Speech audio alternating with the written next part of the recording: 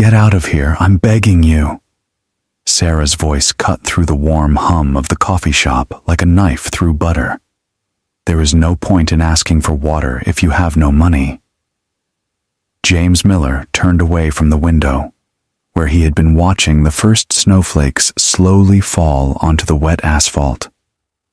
At the door stood a girl of about 8, thin, wearing a coat clearly from someone else's shoulder, the shoulders too wide and the sleeves short. Her dark hair, braided into messy pigtails, glistened with developing snow. "I'm just asking for water," the girl said softly, without looking up. Her voice trembled, but there was a habit of refusal in it. "My throat hurts. And I just told you, get out." Sarah had already grabbed the door handle, ready to lead the child out into the street. This place was decent, not a charity canteen. "Sarah." James pronounced the name so softly that the waitress didn't even hear it immediately. He walked to the counter, took a glass, poured water from the refrigerator. "Bring cocoa and pancakes with honey. James Miller, please bring them." His voice had no irritation, only a weariness so deep that Sarah stopped halfway. He gave the girl a glass of water. She took it with both hands, as if she were afraid of dropping it, and greedily took several sips. James noticed how her fingers trembled, either from the cold or from excitement. "Thank you," the girl faltered, wiping her lips with her sleeve. "But I can't stay. Grandma will swear if she finds out." "Where are you in such a hurry and such cold?" James asked, squatting down to her level. A strange feeling squeezed his chest. Something familiar flashed in the child's gray eyes, something forgotten and painfully dear. "Home!" the girl cried out. A wet cough from which James winced inwardly. He would recognize this cough from 1,000, the beginning of bronchitis. "Grandma told me to go to the store and I got a little lost." She gave him a glass and turned to the exit. James wanted to stop her, but the girl had pushed the door open and slipped out into the street, where large snowflakes were dancing in the yellow light of the lanterns. A thin figure in a clumsy coat quickly disappeared into the late November twilight. James remained standing at the door, looking out the window. The snow was intensifying, just like 23 years ago. "Dad, don't go, I'm scared," Lily whispered, clinging to his coat with her small palms. She was 7, the same gray eyes in which a child's sadness splashed, too old for her age. "My sunshine, I promised. Quickly. 2 months and I'll be back with money. I'll buy you the Barbie doll you wanted so much." He stroked her head. "Feel my heart tearing. I don't want a doll. I want you to stay." Catherine stood at the kitchen threshold, arms crossed over her chest. Her gaze was cold, her lips pursed. "James, don't look like a child anymore. You'll be late for the train." He kissed the top of the house's head, which smelled of baby shampoo, and went outside. The snow fell in large chunks, clogging the tracks. He turned back at the entrance. Lily waved to him from the window, pressing her forehead against the glass. He waved back and left, not knowing what his daughter was seeing. For the last time, James Miller's voice brought him back to the present. "Is the cocoa frozen?" you asked. He looked at her. Young, 25 years old, harsh, but not angry. Just didn't understand yet. "Life breaks easier than it looks, Sarah," he said, taking off his apron. "Go home. The shift is over. But there are still 2 hours before closing." "Go," he repeated. "Gently, and try not to be rude to children anymore. You never know what they are going through." When the door closed behind her, James was left alone in his coffee shop. Violets. He named this place after his daughter, after the very colors she painted on every piece of paper. For 14 years, he had built this world, cozy, filled with warmth and the smell of cinnamon, vanilla, fresh pastries. The walls were decorated with old photos, strange families of the 50s and 60s, smiling for yellow cards. He collected them around the city when people knew about his idea to create the atmosphere of a bygone time. They brought them from Grandma's albums, sharing their memories. Every photo, someone's life, someone's happiness, frozen forever. In the place of honor, hung in a frame, an old cookbook, Grandmother's Book, 1962. The pages were yellow, the recipes written in strained ink.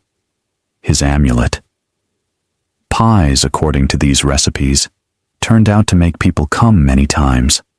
Talking like a grandmother in the village, he smiled, not saying that he baked every cake with a prayer that Lily would live, be healthy, happy somewhere.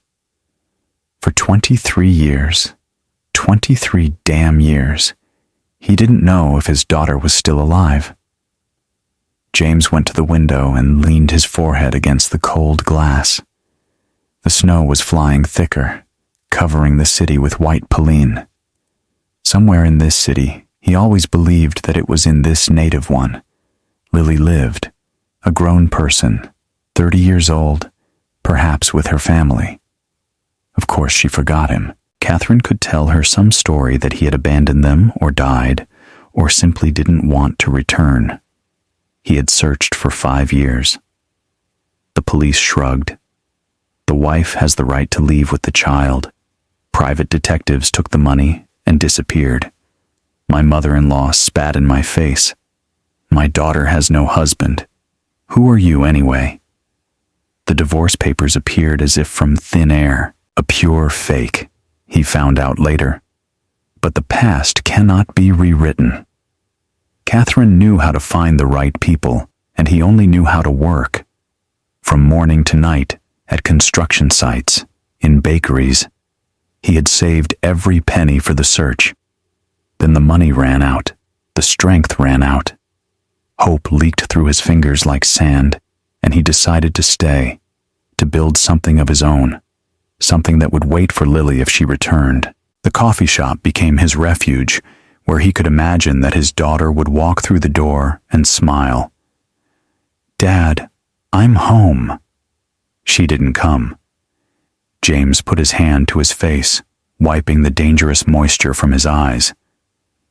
"You can't do that. You can't break memories all the time." He had learned to live with this pain long ago.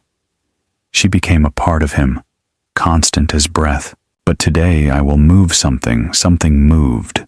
That girl, her eyes. James suddenly stood straight. He put on his coat, wrapped a scarf, and went out. The cold hit her in the face. Snow clung to her eyelashes. He walked down the street, staring at rare passers-by. The city fell asleep under the snow. Shops closed. The windows of houses were lit with yellow light. James turned a corner, then turned another corner. His heart beat faster than usual, and then he saw her. The girl was standing at the entrance to an old apartment building, leaning against the wall. She coughed for a long time, strained, bent in half. Her pigtails were completely messy, her coat wet. "Girl!" he called, walking faster. She turned around. Under the light of the street lamp, James clearly saw her face, pale, tired, with an expression too serious for the age of a child. And these eyes were gray with a dark rim along the edge of the iris, like Lily's. Time stopped. Snow hung in the air. James looked at the child and saw his 7-year-old daughter waving to him from the window across the years. I see how her hand was stretched out, her lips moving. "Dad, don't go. You are the uncle from the coffee shop," the girl whispered, drinking at the doorway. James couldn't utter a word. There was a lump in his throat. He squatted right on the snow so as not to scare her with his height. "What is your name?" he asked hoarsely. The girl was silent for a while, looking at him. then quietly replied, "Hope. And you?" "James." He gasped. "Hope? Is there a mother's name?" "Lily." The girl coughed again. "Lily Miller. Only she is now in the hospital. Her heart is bad, and I live with my grandmother." The world shook. James grabbed the wall of the entrance not to fall. Lily Miller, his Lily, his daughter, was alive, and she had a daughter. His granddaughter stood before him, trembling with cold, coughing so much that you wanted to wrap her in 100 blankets and never let her go. "What is Grandma's name?" he whispered. "Kathy?" Hope shrugged. "As soon as she was a girl, Catherine Peters," she stammered, then quietly added, "Sometimes she drinks bitter water. Then I try not to be at home." James closed his eyes. 23 years old. For 23 years, he lived a few kilometers away from his daughter and granddaughter. They were very close and very far. "Hope." He opened his eyes and looked at the girl. "Come with me. I will feed you, warm you up, and tomorrow we will go together to my mother in the hospital. Do you want to?" "You." Hope looked at him with wide eyes. "You are kind, but your grandmother will swear. You can't leave with strangers." "I'll talk to my grandmother." James reached out. "I promise. Just go, please. You are completely cold." Hope hesitated. Then her small hand fell into his large and strained hand. James felt something in his chest, something that had been silent for 23 years, woke up and trembled. Similar to hope, similar to a miracle. The snow fell in large chunks, hiding their tracks.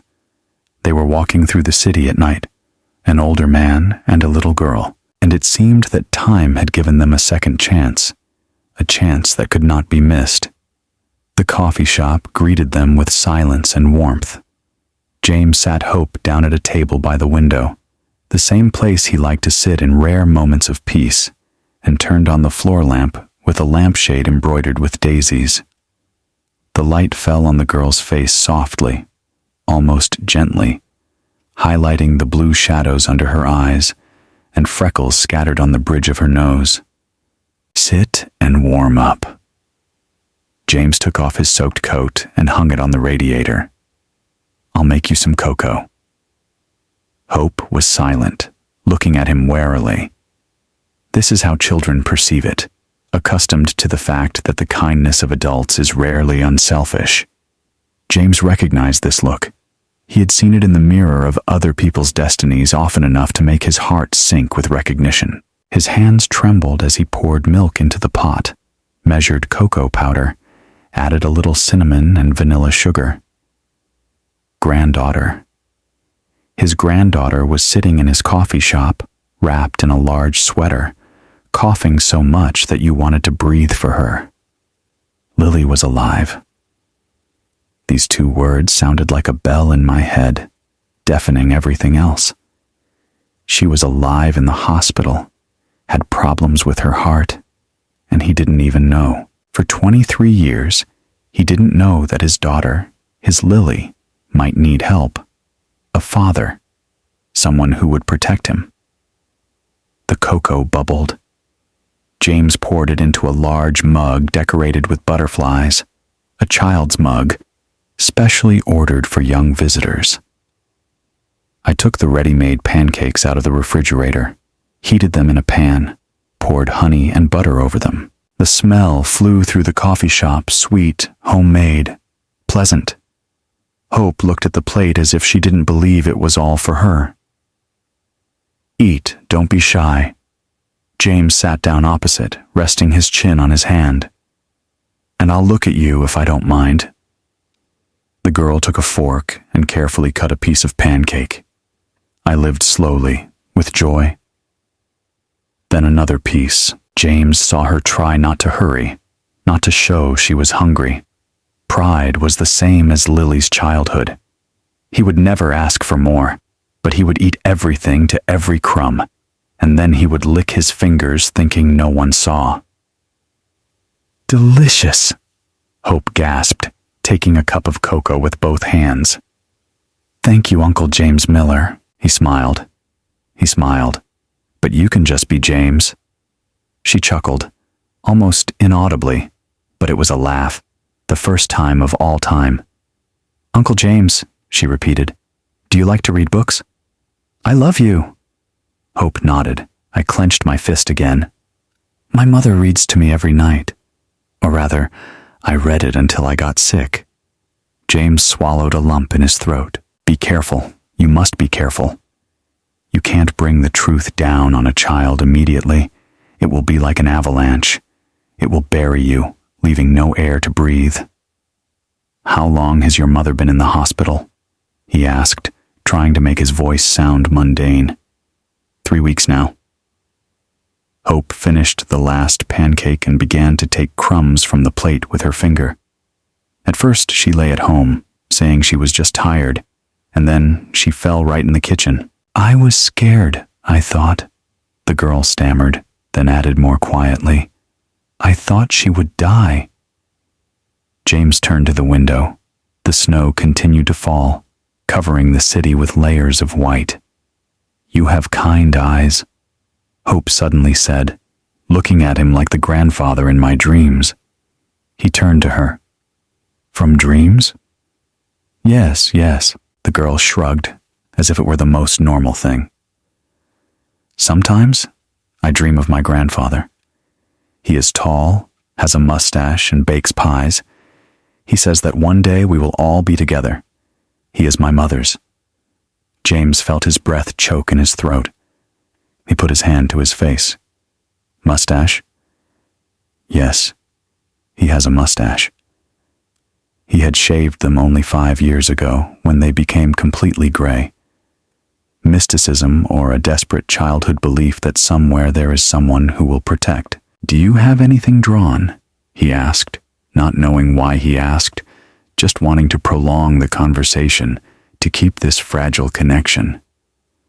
Hope reached into the pocket of her soaked jeans and took out a 4-piece sheet of paper.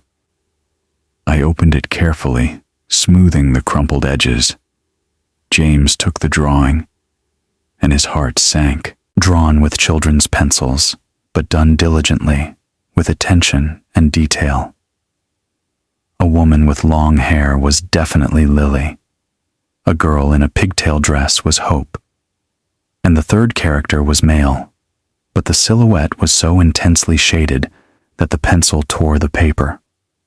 Above the figure was an inscription in curved letters, "Dad," and at the top there was a bold crossed-out cross. "I drew this for a long time," Hope whispered, taking the paper back. "When my mother first went to the hospital. I wanted to draw a family, like in books, but then I realized that we don't have and won't have a dad, so I crossed it out." James closed his eyes. The pain was so sharp that it seemed you could suffocate from it. February 2001. He returned from his shift a day earlier. He wanted to make a surprise. I went up the stairs with a heavy backpack in my pocket, a brand new Barbie doll in a box, bought with the last money. He opened the door with his key. Emptiness. The apartment looked as if no one had ever lived here. The furniture was in place, but all personal belongings had disappeared. The children's drawings that Lily used to stick on the refrigerator were removed. The photos in the frames were missing. Even the smell of the house became alien. There was a note on the table. Catherine's uneven handwriting, which he knew so well. "James, don't find us. The divorce is finalized. Forget that you had a family." He stood in the middle of the empty kitchen with a doll in his hand and couldn't believe it. I called my mother-in-law. She hung up the phone, not allowing her to speak. He rushed to the police. There, they threw up their hands. The wife has the right to leave with the child. The divorce is finalized. All papers are in order. "But I didn't sign," he shouted to the officer on duty. "I was on shift." "Your signature is there, Citizen Larionov. Look, And indeed, the divorce papers, the signature was similar. The stamps were in place, only he didn't see this paper in his eyes. Private detectives, 1, 2, 3, took the money, promised results, found Catherine. She moved to a neighboring city, but they couldn't calculate the exact address. Then the tracks were lost again. Then the money ran out. He had searched for 5 years. For 5 years, I lived in a one-room rented apartment. He worked 3 jobs, giving every penny to detectives. I lost 20 kilograms, got an ulcer, stopped sleeping normally, and then gave up. Not because he stopped loving, but because he realized that if Catherine was hiding desperately, then she was afraid. Then there was a reason. Maybe a new husband, maybe a new life. Lily could be happy in this life. Why break in there to destroy the fragile balance? He chose to let go, the hardest decision of his life. Uncle James, are you crying? Hope's quiet voice brought him back to the present. James put his palm to his face. He didn't even notice the wetness. Just dust got in my eyes, he lied, smiling hard. Hope, where do you live with your grandmother? Far from here, on Forest Street, house 23, 3rd floor. She coughed again, longer and more painfully. James stood up and brought a glass of warm water with honey. Drink in small sips. And here's what I'll tell you. Tomorrow you and I will go to see your mother in the hospital. Do you want to? Hope's eyes lit up. Yes, but we don't have money to travel. Grandmother says it's only Saturday. I'll take you, James interrupted. I have a car, and, in general, he sat down next to her, taking her small hand in his palm. I want to help you, your mother, you. Can I? Hope looked at him for a long time, studying, then nodded. You can, but first you need to ask Grandma Kathy. Sometimes she's kind when she doesn't drink bitter water. James grit his teeth. Catherine, the woman who ruined his life with just a note, a woman who hid his daughter and granddaughter 23 years from him. He should have hated her. He should have wished her the most terrible thing. But all he felt was weariness, pity, and determination not to let her hurt this child anymore. Okay, he said. Let's talk to Grandma. Now sit here, okay? I'll call a good woman. She will take care of you while I'm at... Where are you going? You won't leave at all. I won't leave, James said firmly. I promise. I just need to buy you warm clothes. You see, your coat is completely wet and it's cold outside. Don't. Hope shook her head. Grandma Kathy doesn't like when... Grandma Kathy will be happy, he interrupted, not wanting to hear excuses. Because good grandmothers are always happy when their grandchildren are taken care of. He dialed Elena's number. She answered after the second beep, a sleepy, surprised voice. James Miller, did something happen? Elena, can you drive to the coffee shop? Urgent. I need help. There were no questions in her voice, only understanding. I've been driving for 20 minutes. Elena Miller had worked with him for 15 years since the opening of the coffee shop, a widow, a son who was a surgeon, living in the regional center. She herself was quiet, delicate. She knew how to be silent when necessary and supported with a look. James knew that he could entrust her with the most precious things. And now, the dearest thing was the girl with gray eyes and a child's drawing in her pocket. When Elena arrived in a wool coat, hastily dressed at home, James briefly explained the situation. She just nodded, sat down next to Hope, and smiled. Hello, sunshine. My name is Aunt Elena. Do you want me to show you how to embroider with satin? I always have threads with me here. Hope nodded uncertainly. James gratefully squeezed Elena's shoulder and went out into the night. The shopping center closed in an hour. He managed to buy everything: a winter coat, bright crimson, with a fur hood, a hat with a pom-pom, sheepskin boots, warm tights, sweaters, scarves, gloves. 15,000 disappeared, but he didn't count. Money is just paper, and warmth for a granddaughter is life. On the way back, I dialed the number of Victor Vance, a retired detective whom I met in a business club 3 years ago. Now he was involved in minor investigations, for interest rather than profit. Victor, I need an address. Catherine Peters, formerly Miller, 50 years old. Last known location this city. She has a granddaughter. James. The detective's voice sounded surprised. Serious? After so many years, I found my granddaughter, James said simply. By chance. Victor, I need to find my daughter. She is in the regional hospital, but I need Catherine's address. Urgent. 2 hours, Victor said curtly. Wait for the call. James returned to the coffee shop. Hope sat with her face on Elena's shoulder and was almost asleep. On her lap was a napkin with a half-embroidered flower.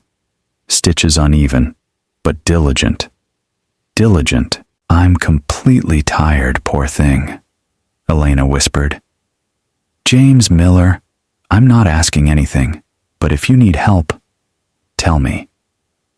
He looked at this woman who had been next to her for 15 years, silently loving and infinitely devoted. He knew about her feelings. He just pretended not to notice, because he had buried his heart along with the hope of finding Lily. But now, looking at how carefully Elena held Faith, how she stroked her messy hair, James thought, maybe the time for a chance is not only to return what was lost, but also to find something new. Thank you, he said softly, for everything, Elena, for who you are. She smiled, sad and gentle at the same time.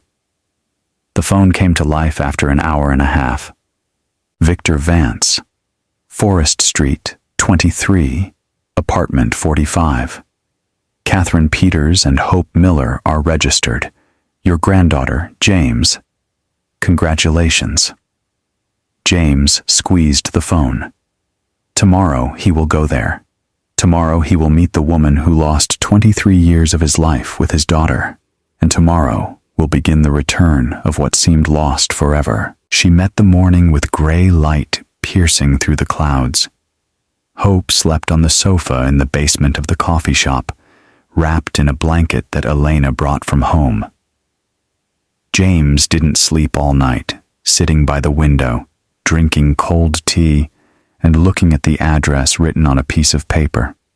Forest Street, House 23, Apartment 45. Only a few kilometers away from him, with the woman who was once his wife, the mother of his child, and then the woman who cut him off from his daughter's life. When Hope woke up, he fed her porridge with raisins, put a new coat on her. The girl spun in front of the mirror, not believing it was all hers, and they left.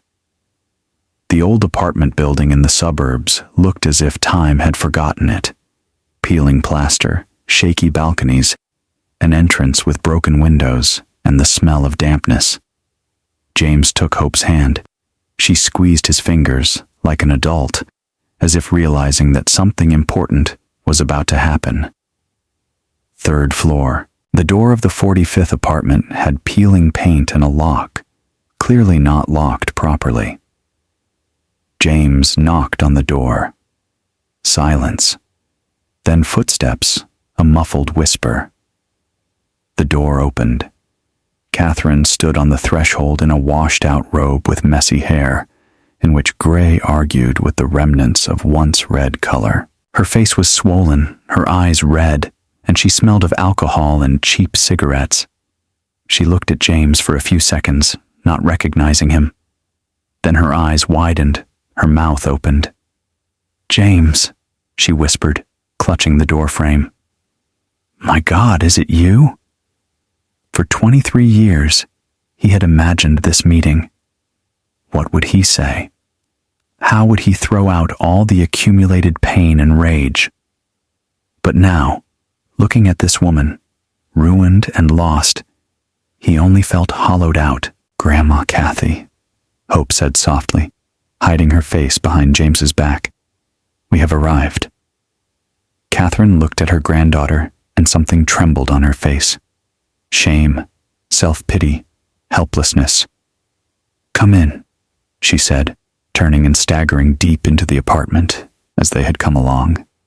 The apartment greeted them with musty air and empty space. The curtains were drawn. There was dust in the corners. On the table was a mountain of unwashed dishes, empty bottles. Through the desolation, the remnants of a past life appeared. By the window was a piano, old, covered with a layer of dust, but still noble in shape. On it were yellowed notes with curved corners. James recognized the cover of Moonlight Sonata. They had played it together once in another life, when Catherine was still a music teacher, and he was a young pastry chef dreaming of starting his own business. There were still framed photos, but everyone faced the wall, as if Catherine couldn't bear the look of the past on her present. Hope rushed into the nursery with a crib and boxes of toys piled in the corner. James remained in the living room. Catherine sat down on the flattened sofa, lighting a cigarette with trembling hands. She looked at James from under her brow, a mixture of defiance and fear. "Did you come to show righteousness?" Her voice was hoarse, exhausted. "I know you won't forgive me anyway, James." James didn't sit down, standing in the middle of the room, clenching his fists. Hope said she was in the hospital, in the regional one. Catherine took a puff, exhaled smoke. "There's trouble with the heart. They say the surgery is urgent, otherwise—" She didn't finish. She waved her hand. "No money. They're asking for $850,000. Where am I going to get them?" The number hit his stomach like a fist. 850,000. His daughter's life was valued at a specific amount, and without this money, James said curtly, "everything you need. But first, you will answer questions." Catherine chuckled, but there was nothing fun in the laughter. "What questions, James? That I am what? The one who ruined your life. So I know that myself. Why did you tell Lily that I was dead?" Silence. Heavy, suffocating silence. Catherine crushed the cigarette butt in the overflowing ashtray, reaching for the bottle on the table. James stepped forward, took the bottle, and threw it into the sink. It fell with a loud clack. "You will talk soberly." His voice trembled. "At least you owe me that." Catherine looked at the glass fragments through which the liquid flowed, then covered her face with her hands. Her shoulders shook. She cried quietly, twitching. "This is how people cry from shame." "I didn't tell her you were dead," she whispered through her fingers. "This was Gloria, my mother, when Lily asked. I just didn't correct it. It was easier for me." Easier? James felt rage flare up in him. "You deprived the father of his daughter because it was easier. Do you live?" Catherine tore her hands from her face, and the self-hatred flashed in her eyes made James startled for a moment. "You disappeared in your shifts. A week at home, 3 months up north, no money, and one could pull everything. Work, children, daily life. And then Mark appeared." "Who is Mark?" Catherine was silent, then laughed bitterly. "A colleague at school, a history teacher, charming, attentive, came with flowers. He said I deserved more than waiting for my husband from his shift. I believe that." James listened, and every word was like a punch in the gut. Of course, he suspected there was infidelity, but hearing it like this right from her mouth. "I had an affair with him even before you left for the 3rd time," Catherine continued, looking at the floor. "I thought he would accept me, Lily. that we would be a normal family. But when you left, I told him I was ready to leave my husband. He was scared, said he wasn't ready for someone else's child, left me. She was silent, looking up at James. There was a plea for an understanding she didn't deserve and knew herself. I couldn't confess to you. I couldn't look you in the eye, knowing I had betrayed you. I deceived you. I paid a notary for a friend. She forged the signature, took Lily to this city with her mother. I thought I'd start over, but everything kept rolling. What do you mean rolling? James fell into the chair, legs stopped holding. Other men, 1, 2, 5th, drinking to forget. Lily grew up, protecting me from the random bastards I brought. I saw how she suffered, but I couldn't stop. Alcohol became the only thing that strangled shame. Catherine sobbed. She tried so hard to escape, studied well, dreamed of going to university, but I still dragged her to the bottom. When she gave birth to Hope, I thought, this is it, a chance to cope. But I couldn't. I was always weak, James. And you? You are strong, and I hated you for it. James sat digesting what he had heard. 23 years of his life had been ruined not because of malice, not because of calculation, but because of weakness. Because the woman he loved couldn't deal with her own demons and dragged everything possible with her.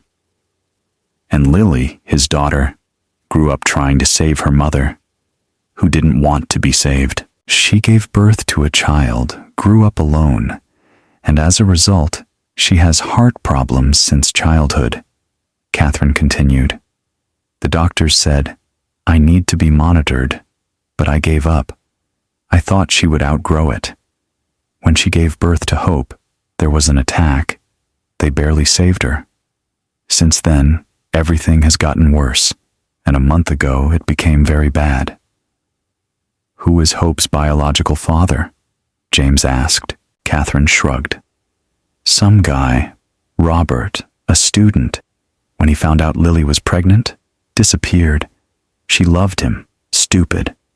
I wrote to him, called him. He blocked her everywhere. That's the kind of father. James closed his eyes. Lily's story was a mosaic of pain and loneliness. She grew up without a father, with an alcoholic mother, fell in love, gave birth, and was left alone again. And all this time, he was very close. James, Catherine's voice trembled. Give me money for surgery for her. Then you can do whatever you want with me. At least hand it over to the police for forging documents. I don't care. Just save her, my daughter. He opened his eyes, looked at this woman, broken, sick, clinging to the last straw. He could refuse. He could walk away and let her understand the horror of sedation. But then, would he be better than her? I will pay for the operation, James said firmly, but I won't give you any money. What? Catherine jumped up. Well, you'll drink for another week, and we both know it, he interrupted. But I will pay for you, pay for your treatment. There is a clinic for addicts, $30,000 per course, 3 months. I'll send the money if you agree to go there. Catherine looked at him as if he were crazy. Are you offering me treatment after all I've done? I'm giving you a chance, James said wearily, to be the person you could be, a worthy grandmother to see her granddaughter, a mother Lily could forgive, not because of me, but because of herself. She turned away, clenching her fists. Tears streamed down her cheeks. I don't need your help, she gasped angrily. Give me the money and get out. I don't want your generosity. Then you won't get anything. James stood up. The choice is yours, Catherine. My offer will be valid. When you decide, call. He took out a business card, put it on the table, and went into the nursery. Hope sat on the floor, hugging a battered plush rabbit to her chest, gray, with torn ears and a faded vest.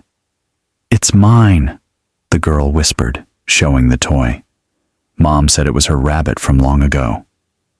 James found out he bought Lily this rabbit on her 4th birthday. I took her to a toy store, and she chose for an hour, sorting through dolls and cars.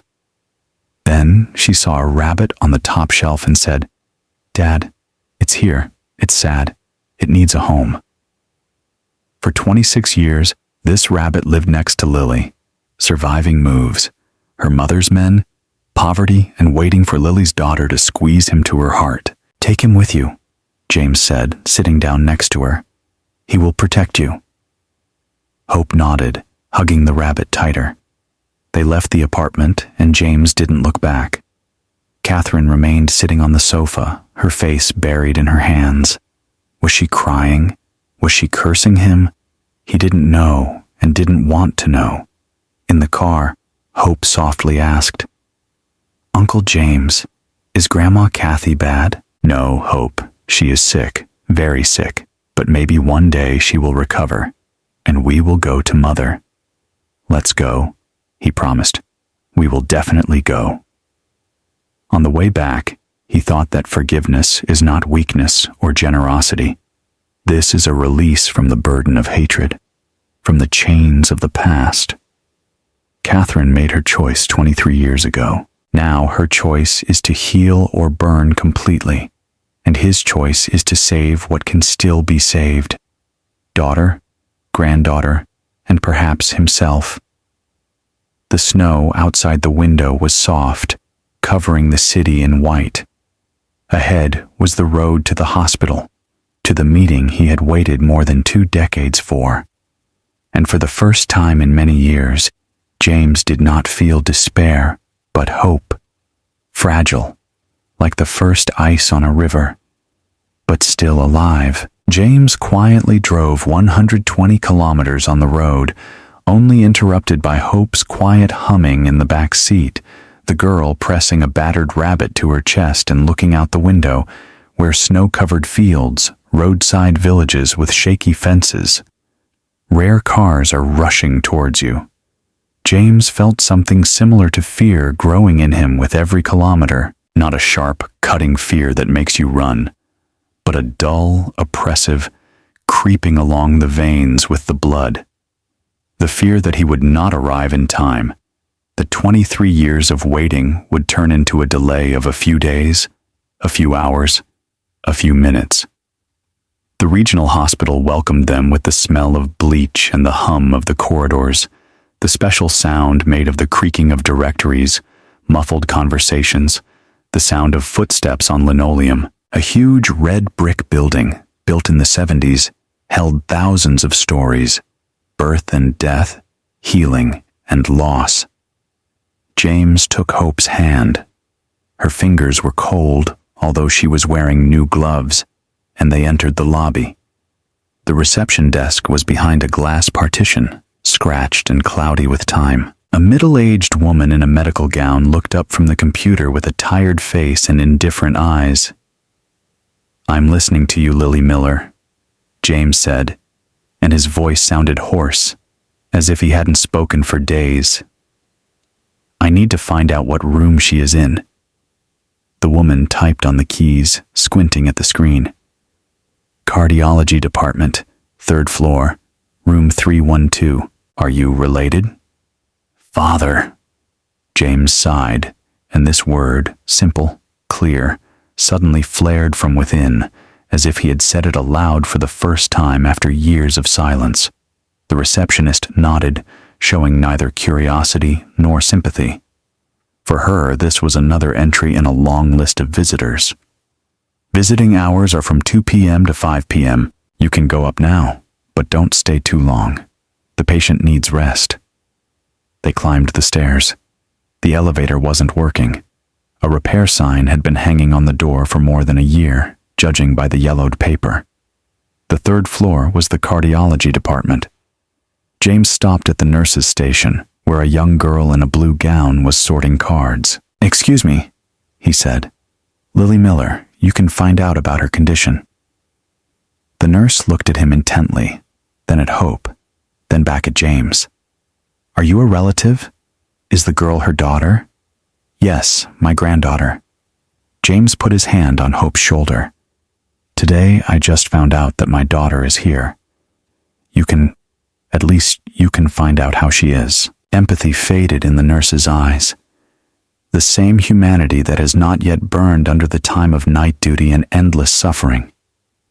The condition is stable, but serious, she said more quietly. Watch stenosis, progressive stage. Valve replacement is mandatory. No surgery. She didn't finish, but everything was clear. How much does the surgery cost? $850,000. According to the mandatory medical insurance program, the queue is at least 8 months. The nurse was silent for a while, then added, She is not even 8 months old. James grit his jaw. He had $600,000 in savings. The rest would have to be found. Who is the attending physician? Dr. Stephen Blake is currently on rounds. If you wait 20 minutes, he'll be free. James nodded, sat down on a bench in the hallway. Hope sat down next to her, took out a notebook and colored pencils that he had bought for her yesterday, along with her clothes. The girl began to draw, slowly, focused, putting effort into sticking out the tip of her tongue. Look what happens. The nurse looked over Hope's shoulder and smiled. You're great, girl. You draw beautifully. Hope looked up with her gray eyes, the same eyes James would know in 1,000, and smiled not boldly, but sincerely. The first real smile ever. The drawing showed a hospital room, a bed, a window, the silhouette of a woman under a blanket, and next to the bed was the silhouette of a tall man in a sweater with a kind face. Grandfather! She drew him, although he said nothing. A child's intuition sees more than wordy explanations. From the far end of the corridor appeared a doctor of about 45 in a white coat with a tired but attentive face. James stood up to meet him. Dr. Blake? I'm James Miller, Lily's father. The doctor stopped, looking at him evaluatively.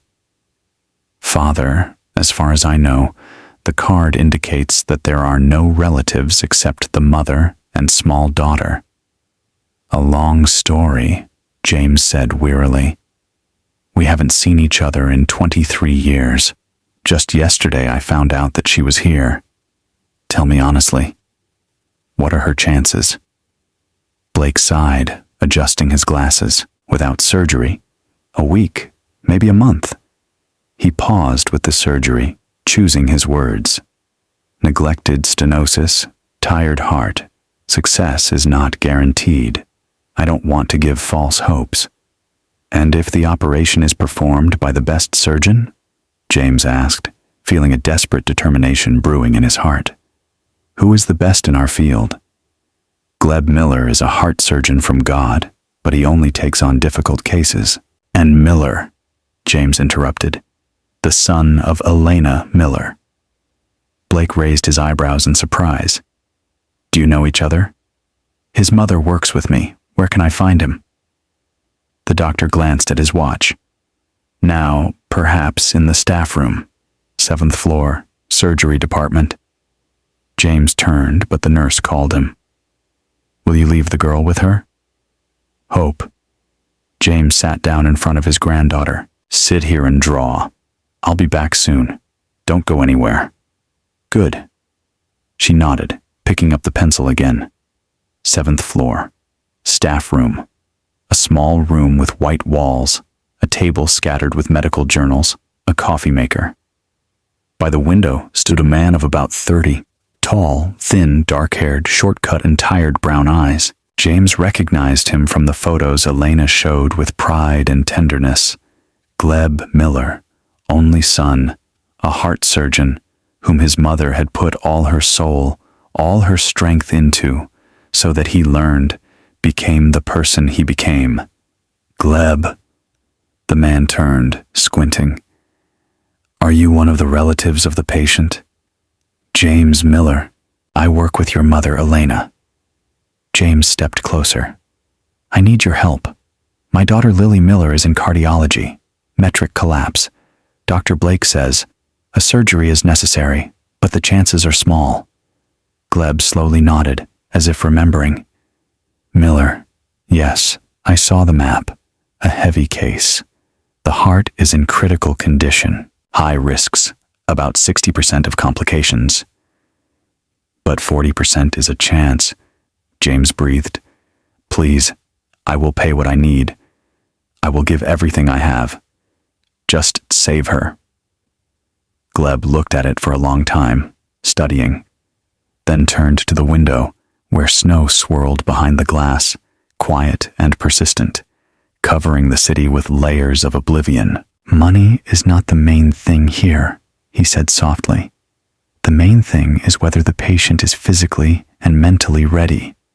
I need 5 days for preparation, stabilize blood pressure, select medications, conduct additional tests, and even then, I don't promise a miracle.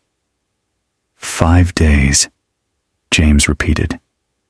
Okay, what do you need to do? Give consent for the operation. Make the payment.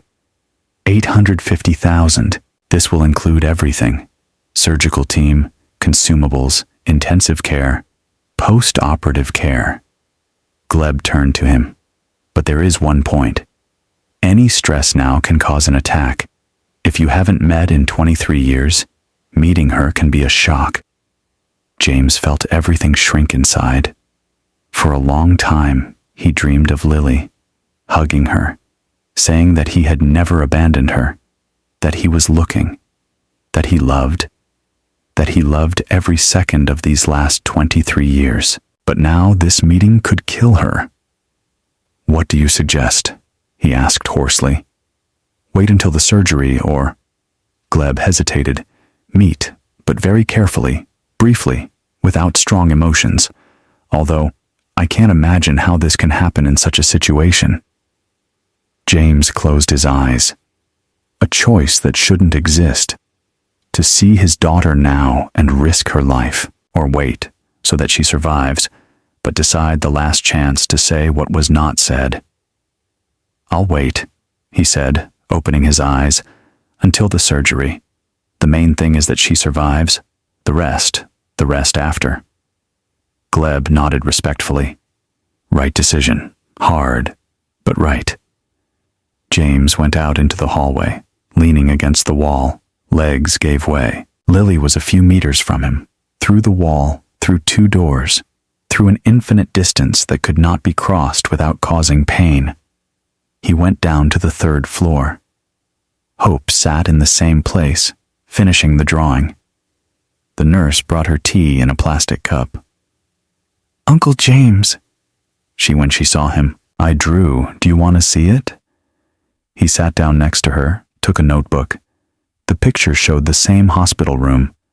Mother is lying in bed, grandfather is next to it, and now there is also a girl holding hands with both.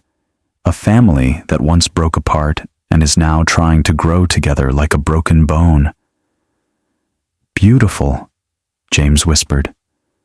Very beautiful, Hope. She pressed against his shoulder and he hugged her, feeling something inside him break and heal at the same time.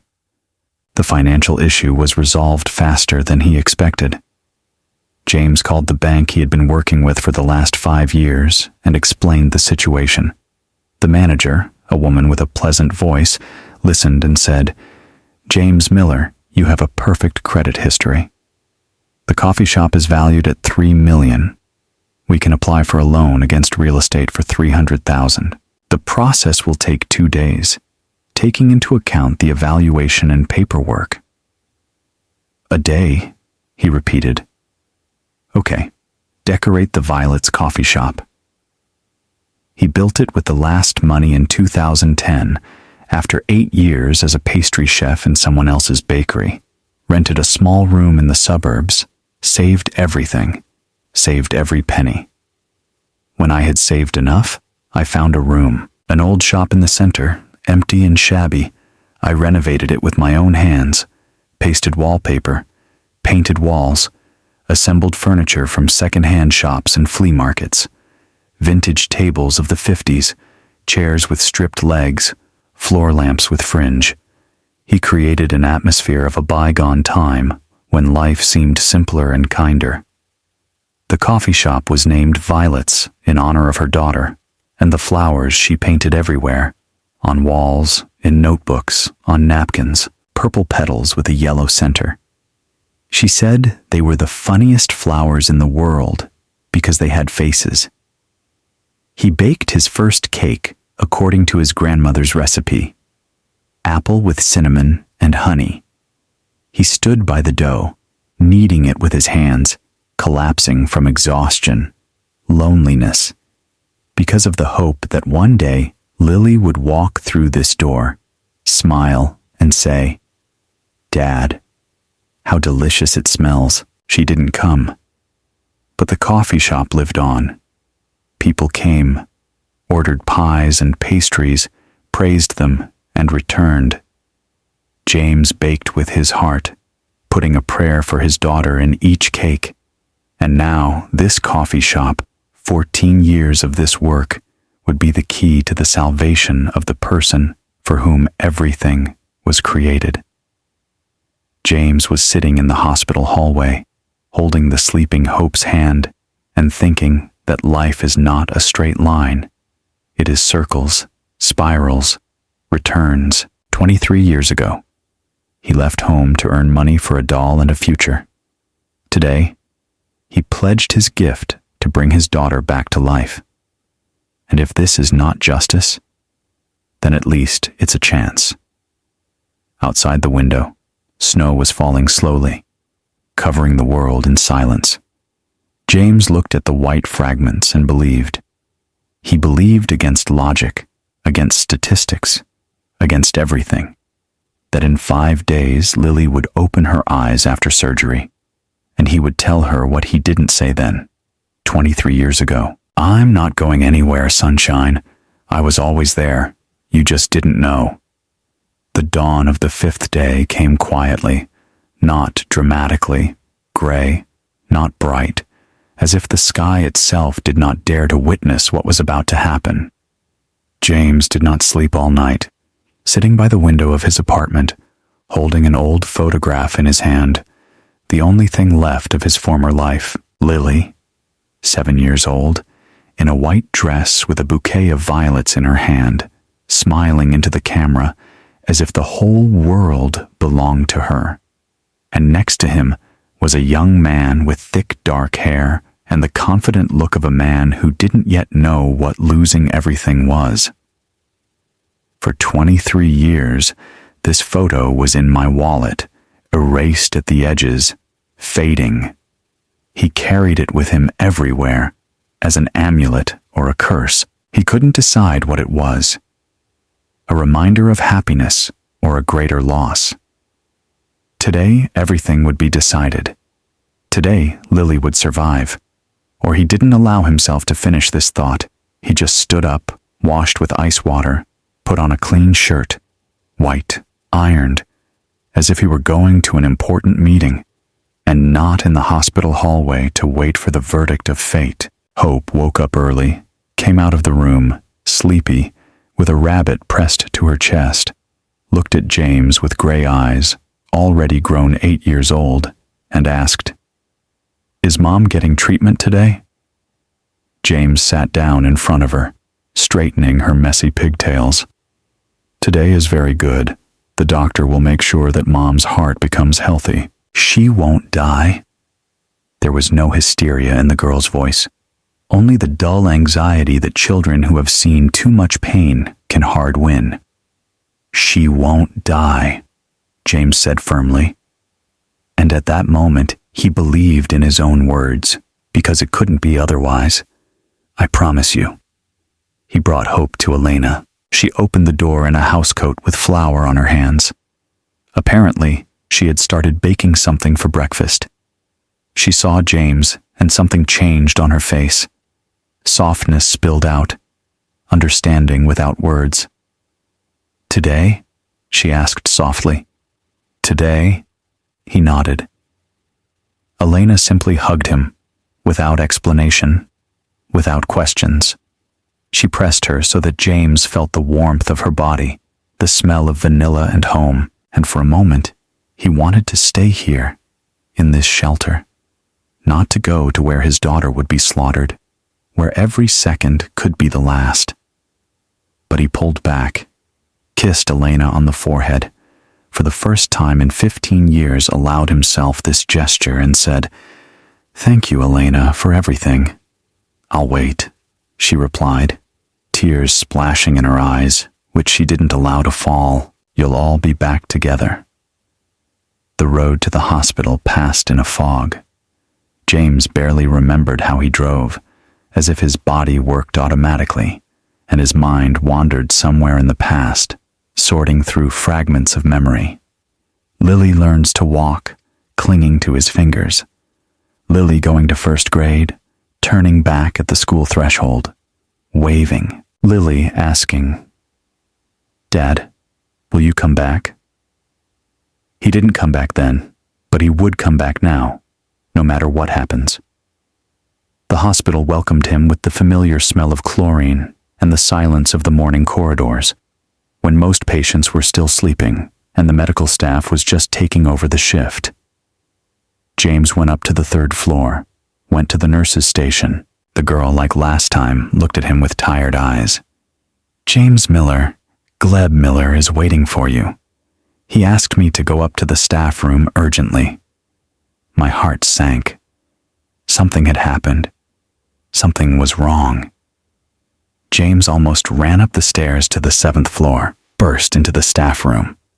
Gleb was standing by the window in a surgical suit, green pants and shirt. A mask hung around his neck. He turned, and his face was serious and impenetrable. "Is something wrong?" James sighed. "Is the operation canceled?" "No," Gleb shook his head. "Everything is going according to plan. But there is one thing. Your daughter wants to talk to you before surgery." The world froze. James looked at Gleb, not understanding if he had heard right. "What? How? How does she know?" "The duty doctor was drafting documents for the payment of the operation. It contains your full name, James Miller. Lily Miller asked him to check the data, to find out who you were. He gave the address of your coffee shop." Gleb was silent for a while. She matched her coffee shop eyes, her name, your last name, and realized it was you. James fell into the chair, legs stopped holding. She knows. His daughter knows that he was alive, that he was here, that he had paid for the surgery and wanted to meet him before it became dangerous. He said hoarsely, "You yourself said that stress can cause an attack." "Maybe," Gleb agreed, "but I have no right to refuse her. This is her decision, and frankly, sometimes the desire to live, to see the one you love, gives you more strength than any medication." James stood up. My legs were shaking, and my arms were too. He followed Gleb down the hall, and every step was like a step on a rope over the abyss. Now he would see Lily, his girl, who grew up without him, who lived many years in the belief that her father was dead. What would he say? How to explain 23 years of absence? Room 312. The door is ajar. Gleb nodded to him and stayed outside, delicately giving them time to be alone. James walked in. She lay on a hospital bed by the window, connected by an IV and a monitor that beeped quietly, tracking the pulse. Thin, too thin. Bones protruded under pale skin. Her dark hair was long and spilled across the pillow. Her face was hollow, but the features were the same. A thin nose, a stubborn chin, flared eyebrows and eyes gray with a dark rim along the edge of the iris. The eyes he saw every night in his dreams.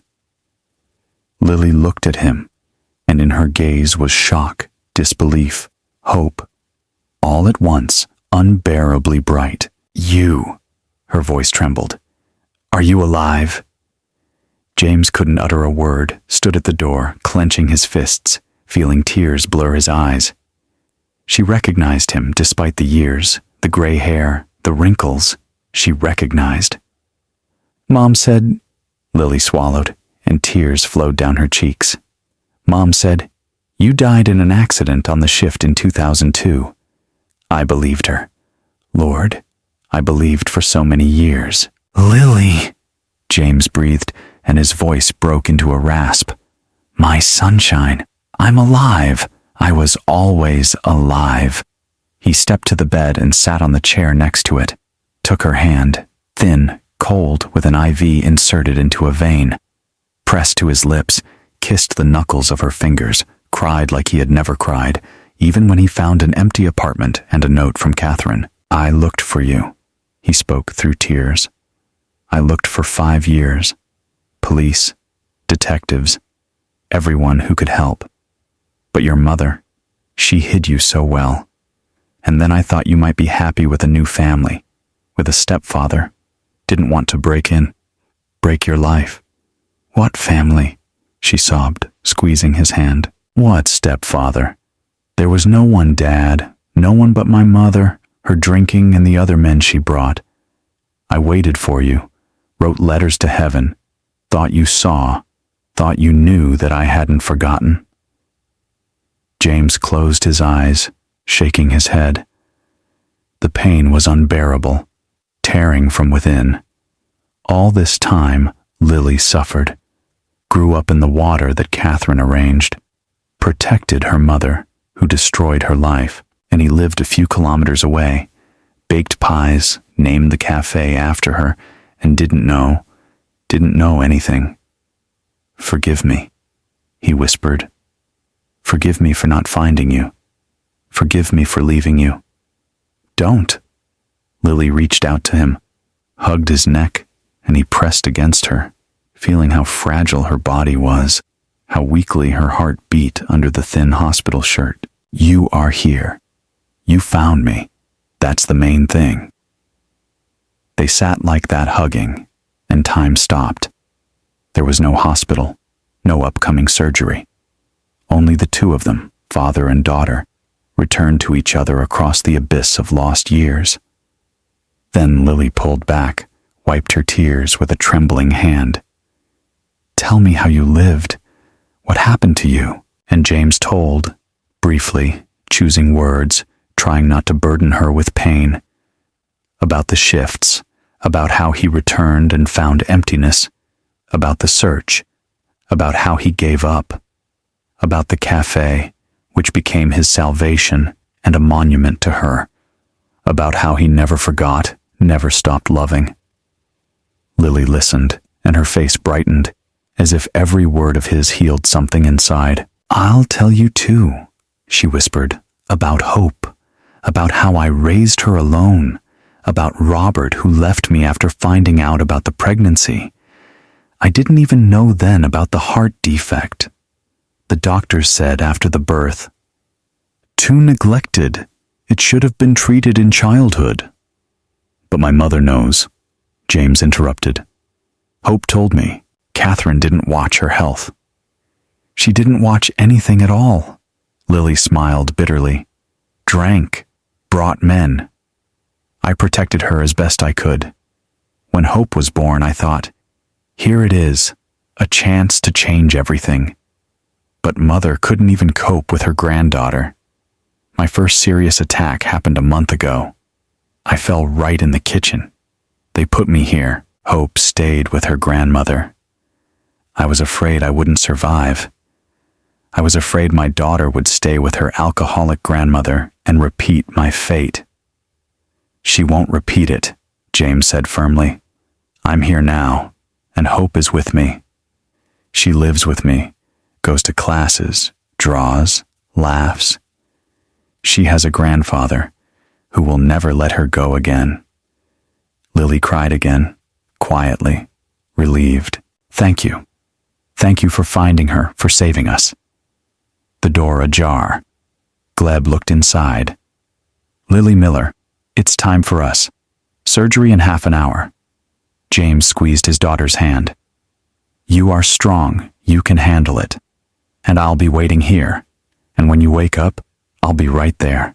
I promise. Don't go, Lily whispered, and her voice echoed the words of the 7-year-old girl spoken 23 years ago. Don't go, Dad. I'm not going anywhere, he swore. Never again. The orderlies rolled in the gurney. Gleb carefully helped Lily move over, covered her with a blanket. James walked alongside, holding her hand, while they wheeled her down the hall to the operating room. At the doors labeled authorized personnel only. He let go of her fingers. I love you, Sunshine, he said. Always loved you. Me too, Dad. They smiled through tears. Always. The doors closed. The red light above them turned on. Surgery. James remained standing in the hallway, looking at this light, and felt everything inside shrink into one tight knot of waiting. 6 hours. Gleb warned, the operation will take at least 6 hours. James sank onto the window bench. Behind the glass, snow fell slowly, unhurriedly, covering the city with whiteness. He looked at the snowflakes and remembered. Lily makes a snowman in the yard, giggles when snow falls on her nose. Lily learns a poem for the new year, stumbles on the word frost. He suggests it. Lily sleeps in his arms, trustingly pressing her cheek to his shoulder. He prayed, though he had never been religious. Though he didn't know a single prayer by heart, he whispered, addressing the one who might hear, Please give me back my daughter. Give her another chance. Take anything in return, but don't take her. Time stretched painfully. Every minute was an eternity. Nurses passed by, throwing him sympathetic looks. One brought tea in a plastic cup. He held it in his hands until it cooled, never taking a sip. At this time, miles from the hospital, Elena turned on the oven, got out the flour, eggs, butter. Hope stood nearby on a stool, watching Aunt Elena sift the flour through a sieve. Today we're going to bake pies according to Grandfather's recipe, Elena said softly. Want to help? I do, Hope nodded. And will Mom get well today? She will, Elena said confidently, although she didn't know for sure herself. Definitely. Hope was silent, watching Elena knead the dough, soft, obedient, smelling of home. Then she suddenly asked, Aunt Elena, is Grandpa James really my grandpa? Elena stopped, looked at the girl. And what do you think? I know, Hope answered seriously. He has kind eyes, like the grandpa from my dreams. That grandpa told me that one day we would all be together. He didn't lie. Elena pressed the girl to her, stroked her head. He didn't lie, Sunshine. He didn't lie. They baked pies with cabbage, with apples, with jam. Hope learned to pinch the edges, diligently repeating Elena's movement.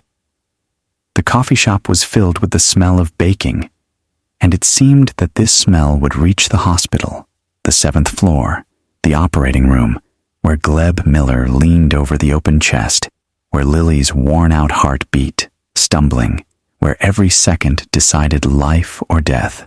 3 hours passed, then 4 or 5. James sat without moving, looking at the red light above the door. It burned without blinking, ruthless in its constancy. 6 hours. The light went out. James jumped up. His heart beat so hard it seemed it would break out of his chest. The operating room door opened. Gleb came out, in a mask soaked with sweat and gloves. He took off the mask, and his face was haggard, with deep shadows under his eyes, but he was smiling. She's strong, Gleb said, and his voice sounded hoarse with exhaustion. Handled it. The surgery was successful. The valve is replaced, the heart is stable, the prognosis is good. Rehabilitation will take 2 months, but she will live. James didn't remember how he hugged Gleb.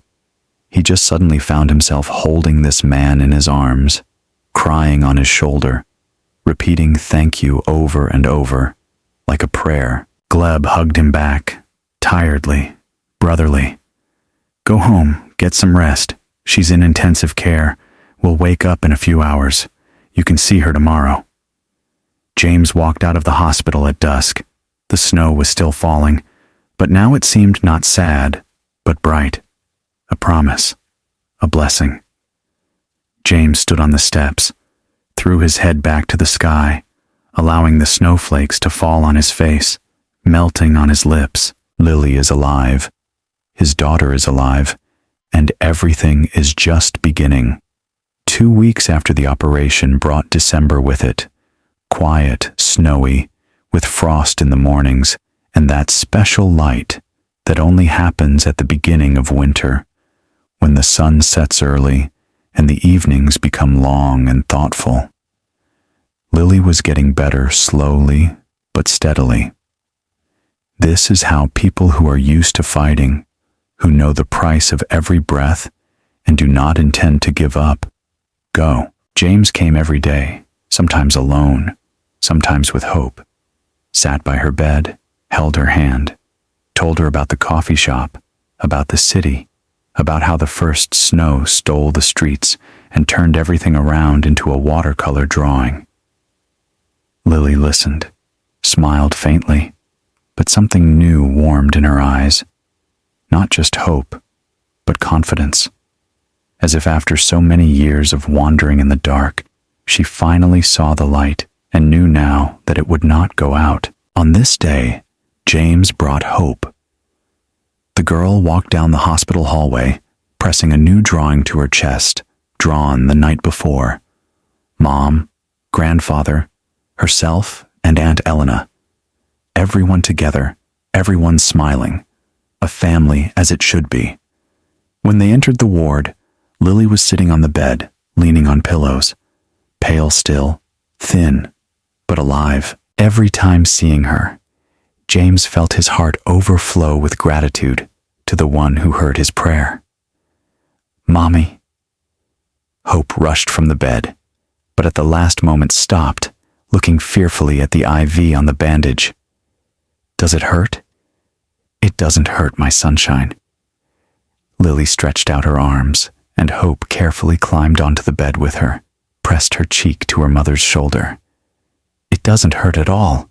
I'm healthy now. Grandfather cured me. No, James quietly objected, sitting on the chair next to it.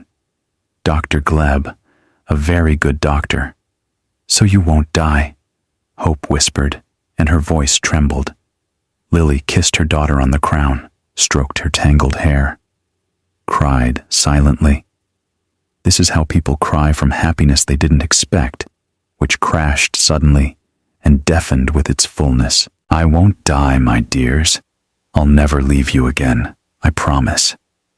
James looked at them, daughter and granddaughter, hugging on the hospital bed, and realized that here it was, what was worth living those 23 years for this moment when the past stops being pain and becomes a road leading to the present. The ward door ajar, Gleb walked in a white coat with a stethoscope around his neck with a folder under his arm, saw them, smiled tiredly. Family idyll. Glad to see you, Gleb.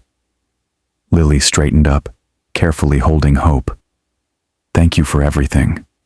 I don't know how else to thank you. Get well, he simply replied, approaching and unfolding the folder. That's the best thanks for a doctor. Let me listen to how the new valve works. He applied the stethoscope to her chest, listened. Hope watched him with wide open eyes, with that childish trust that people feel for those who save loved ones. The rhythm is good.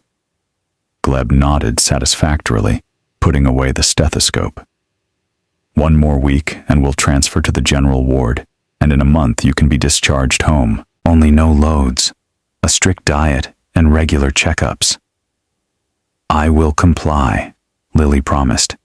Everything you say.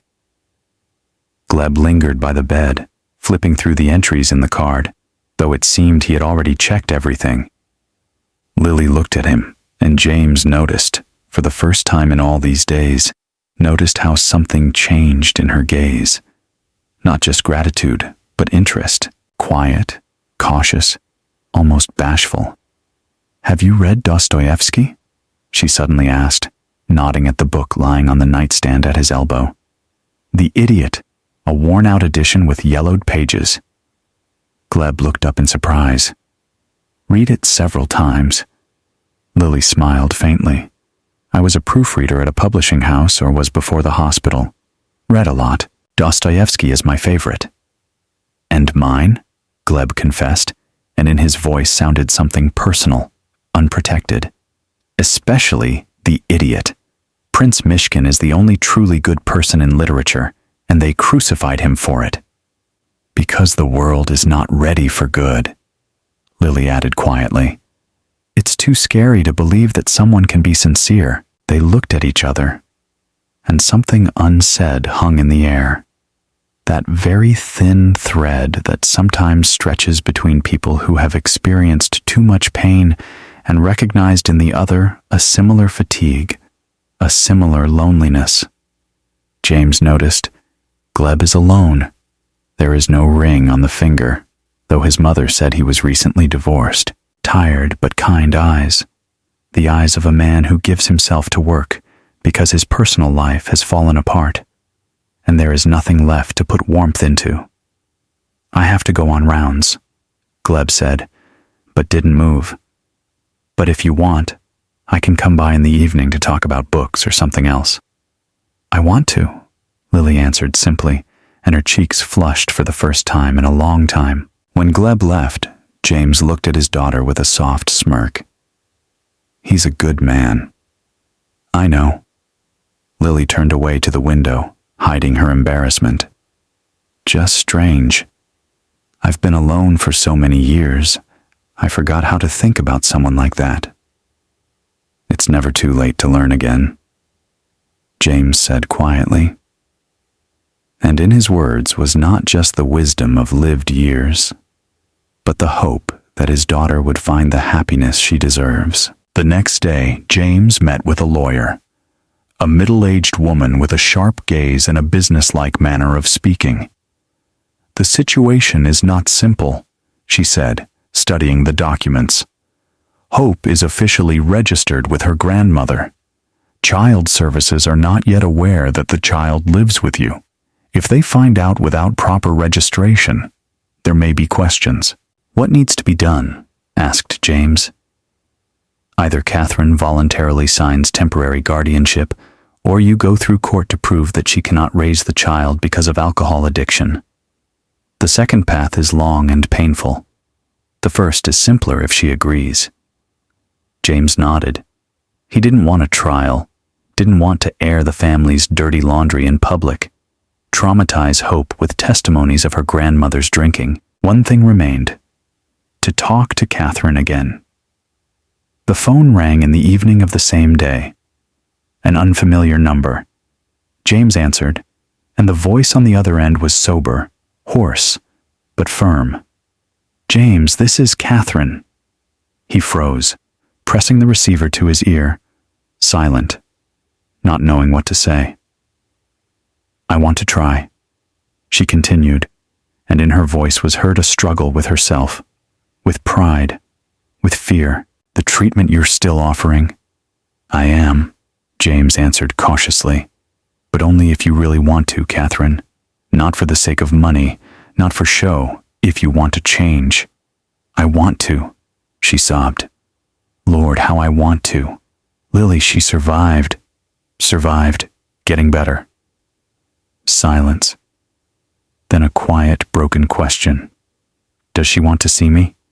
James thought. Lily hadn't asked about her mother once. Too much pain, too much betrayal between them. But he knew, daughter. Knew that somewhere deep inside, she still loved her mother, despite everything. Because it's impossible to stop loving the one who gave life, even if that person caused so much suffering. "I don't know," he honestly said. But if you get well, if you prove that it's changed, maybe one day you'll want to see your daughter and granddaughter. I didn't deserve it, Catherine whispered, and her voice trembled. I didn't deserve anything. But yes, I want to. I want to get better. I want Hope not to remember me only drunk. I want Lily to know I'm not completely lost. Then come, James said. We'll draw up the guardianship papers and I'll pay for the clinic. 3 months. This is a chance. Catherine, the last one. I know, she breathed. Thank you for not finishing me off when you could. 2 days later, Catherine came to James's apartment, sober, washed, in clean clothes, but with such a haunted look, as if waiting for a blow. Hope looked at her grandmother from behind the door of the nursery, not daring to approach. James didn't insist, simply explained to the girl, Grandma Kathy is going to a place where they will help her become healthy, and you'll live with me for now. Do you want to? I do, Hope nodded. And when Grandma gets well, will she be normal? I'll try, Bunny, Catherine whispered, and tears flowed down her face. I promise. The documents were signed at a notary. Temporary guardianship for 3 months until Catherine's recovery. James transferred money to the clinic for addicts, $30,000 for the rehabilitation course, escorted Catherine to the car that was supposed to take her out of town, to a closed center where she would spend the next weeks without alcohol, without escape, without the right to weakness. James, she stopped by the door and turned around. I know you won't forgive, but if I manage, maybe even my daughter will forgive one day. Maybe, he answered, if you prove that you are worthy of forgiveness. Life went on, strange, calm, in a new way. Hope went to a new school, closer to James's house. The teacher, a young woman with kind eyes, said the girl was capable of grasping things on the fly, although sometimes she withdraws into herself, as if remembering something heavy. James explained the situation briefly, without details. The teacher nodded with understanding.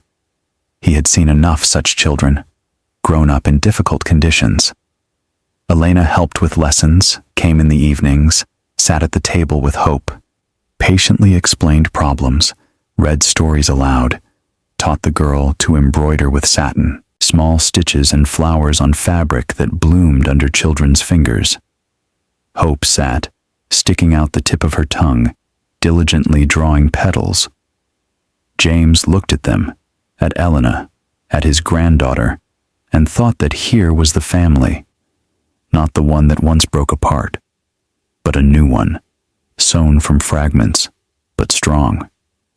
Every evening, they went to the hospital. James, Hope, sometimes Elena, brought Lily pies, books, drawings.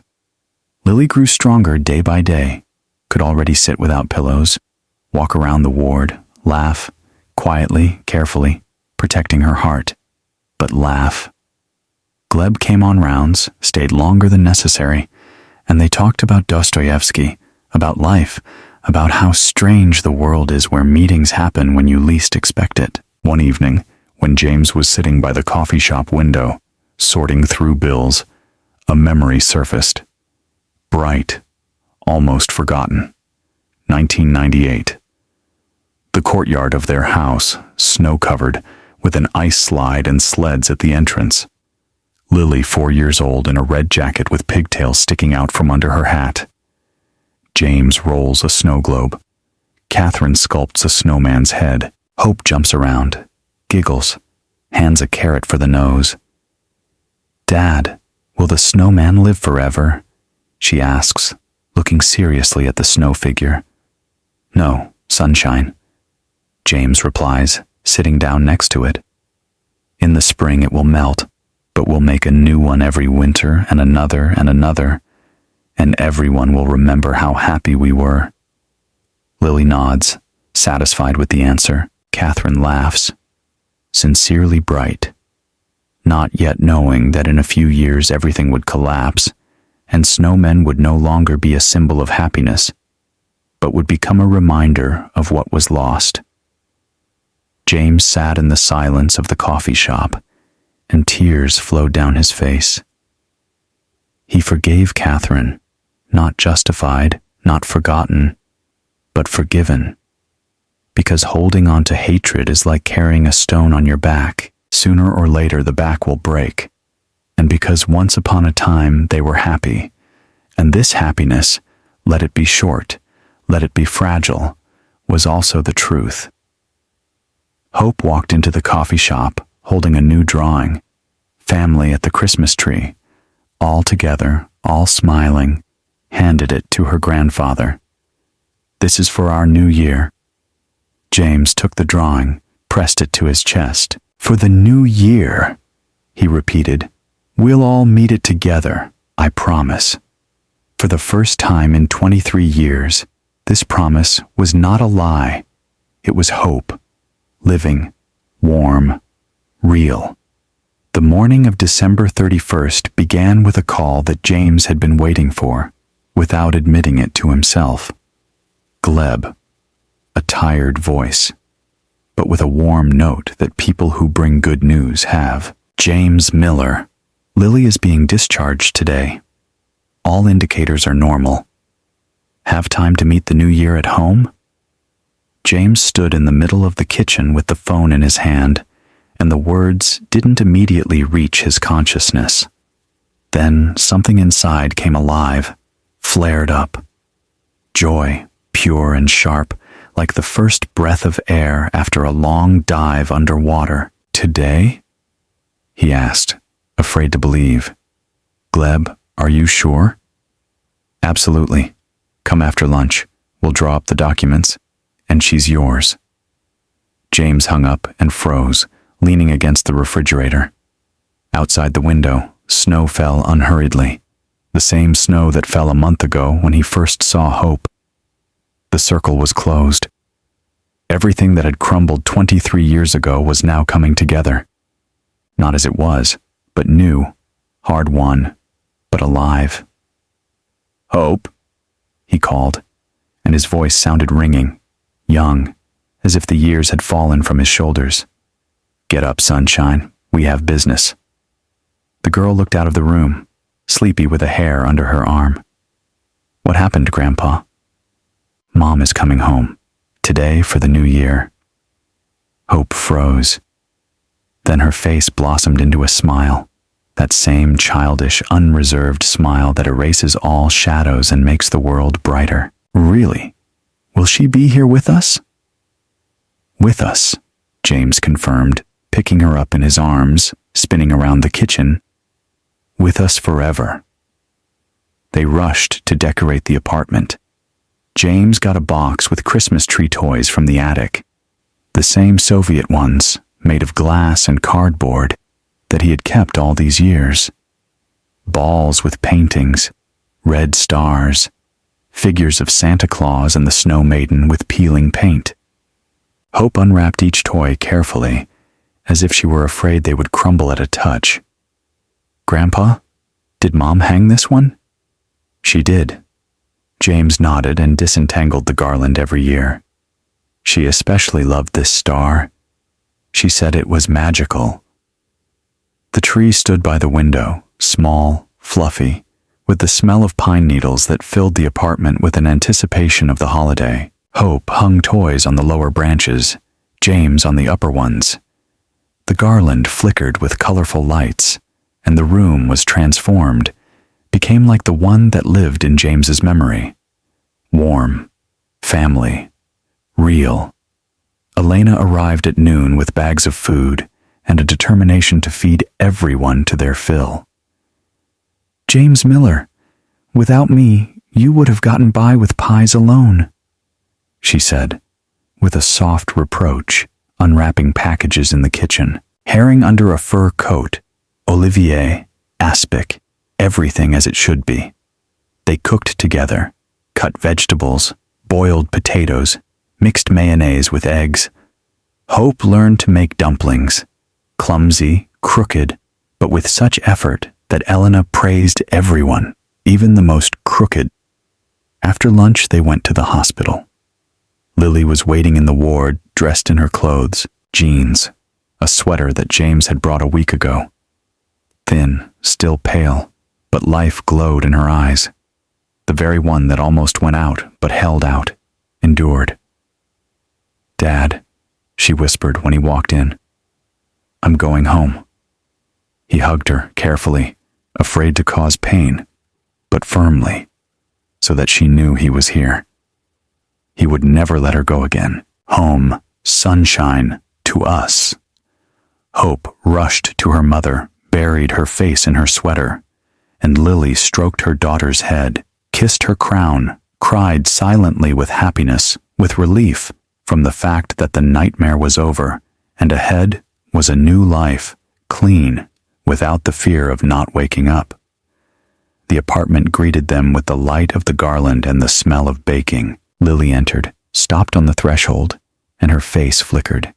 She slowly scanned the room, the tree, the toys, the table, covered with a white tablecloth, and something in her broke, spilled out. "Dad!" she whispered, and her voice broke. "Everything here is as before, as if time turned back." "I didn't throw anything away," James quietly replied, hugging her by the shoulders. "Waited, always waited for you to return." Lily pressed against him, crying, and James felt his daughter's tears soak into his shirt, how her body trembled, how she finally let go of all the fear and pain of these years. "Thank you," she exhaled. "Thank you for not giving up on us, for finding, for saving." "It was you who saved us," he countered, kissing her temple, "by surviving, by not giving up." The doorbell rang. Elena opened, and Gleb appeared on the threshold in a coat with a bundle in his hands, embarrassed and at the same time determined. Next to him stood his mother, smiling warmly. "Forgive the intrusion," Elena Miller said, and in her voice was shyness. "Gleb is alone for the new year. I thought, maybe he with us if we don't interfere." James stepped forward, hugged Elena by the shoulders. "We're family now. Come in, you are part of this house." They sat at the table. James, Lily, Hope, Elena, Gleb. 5 people whose lives intertwined so strangely and naturally at the same time. Lit candles, talked about everything and nothing, about the weather, about future plans, about how quickly December flew by. Gleb sat next to Lily, and their fingers touched each other on the tablecloth, barely noticeably, but James saw how his daughter blushed, how Gleb smiled, and something warm bloomed in his chest. Maybe one day Lily will have not just a life, but happiness. Real, deserved.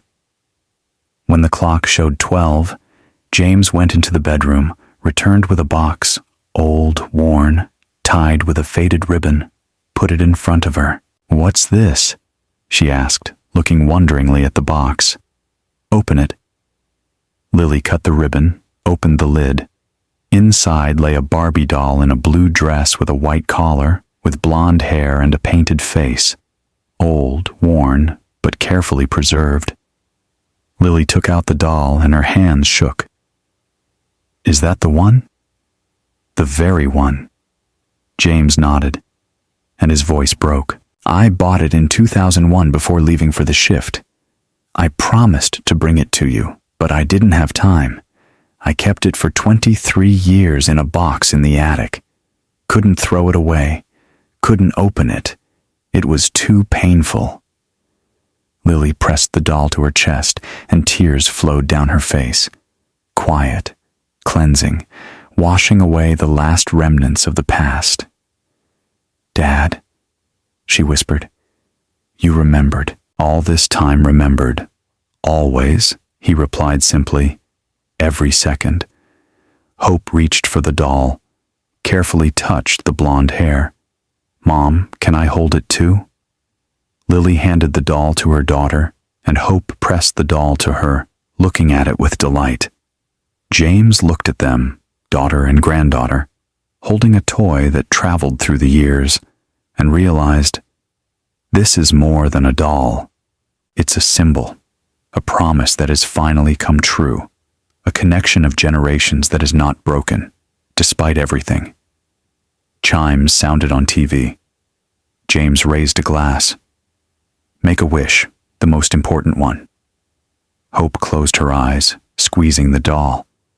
I want us to always be together, so that no one leaves anymore. Lily put her hand on her daughter's shoulder, so that Dad doesn't disappear, so that he's around always. James looked at his daughter, at his granddaughter, at Elena and Gleb, who sat holding hands. So that we have a future, kind, bright, so that we build it together. Elena and Gleb were silent, looking at each other, and the same was read in their eyes. Hope, quiet and persistent. The chimes struck 12 times. A new life began. A new year. A new beginning. A week after the new year brought with it a quiet routine that was more beautiful than any holiday. James stood by the coffee shop window and looked at the snow. It also fell in large flakes, covering the streets in white. But now, in this snow, there was no sadness, only peace. Hope sat at a table, doing her lessons and sticking out the tip of her tongue. Nearby, Lily corrected manuscripts, worked remotely. The publisher allowed it while she recovers. Elena served orders to visitors, smiled, joked with regular customers. James officially registered a 30% share in the coffee shop for her through a notary. Gratitude for 15 years of devotion for being there when no one was. The phone rang and a familiar number. James answered. James, this is Catherine from the clinic. A sober, even voice, but with a tremor of uncertainty. Listening, he briefly threw. I'm in the 3rd week, holding on. It's hard, but I'm holding on. Can I? She fell silent, then exhaled. Can I visit Lily and Hope on March 8th if you allow? James looked at his granddaughter. She looked up from the notebook, caught his gaze, and in her gray look was understanding beyond her years. She knew who was calling and waited for a decision. Come, James said. We'll be waiting, but only if by then you prove you've managed. I'll prove it, Catherine promised. I promise, James. Thank you. He hung up, walked to the table where his daughter and granddaughter were sitting. Lily looked up at him. Mother, she asked to visit you in the spring. Lily was silent, then nodded. If she changes, maybe one day I can forgive her.